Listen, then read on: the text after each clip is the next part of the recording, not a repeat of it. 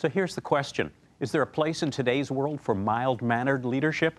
Leadership that doesn't strut around shouting, USA, and my gung-ho is bigger than yours. That doesn't put the fear of God into everybody from the power-crazed autocrat to the underperforming bureaucrat? I'm thinking about presidential leadership, of course, but not just that. I mean, is there a more even-tempered soul anywhere than Eric Shinseki, the now departed Eric Shinseki? It didn't work out so well, did it? I'm thinking of big screw-ups like at the VA or the first disastrous months of Obamacare, but smaller things too. Members of the Secret Service thinking drunk and disorderly is acceptable behavior when they've got a president to protect.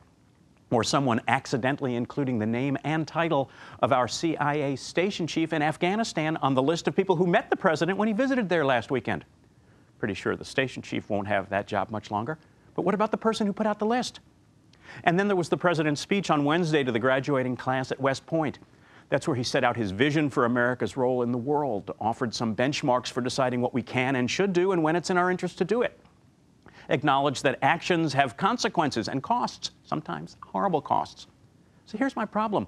I want a chief executive who doesn't make heads roll just to win a news cycle, but sometimes I wish he were quicker with the axe. And I want a commander-in-chief who's haunted, his word, by the deaths of the young men and women he sends into harm's way. Better that than heedless or callous. But I kind of wish he hadn't said it out loud. How many bad guys will factor that admission into their calculations? Remember Bill Clinton's famous line about how nervous Americans prefer leaders who are strong and wrong over weak and right? And then there's Richard Nixon's madman theory. Make them think you're out of control. That'll keep them in line. Didn't always work so well either. I realize that. So where's the sweet spot? It's fine to say we're all reasonable people here, but what if we're not all reasonable people?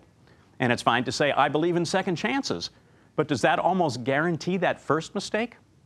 I'm not haunted by those questions, but I'm wondering,